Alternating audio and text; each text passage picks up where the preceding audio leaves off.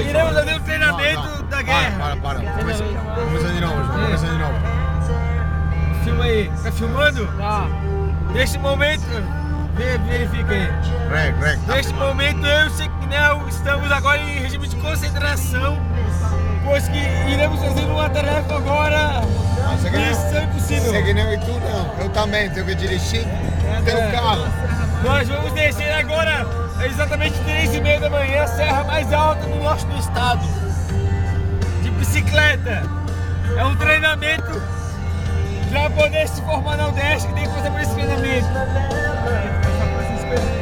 Então eu estou fazendo porque sou professor, mas o Sequinel e o Paraguai vão se formar, eles têm que passar por isso. Então, que sejamos todos agraciados pela vontade de Deus e que estejamos aqui embaixo para relatar a nossa aventura. E que assim seja.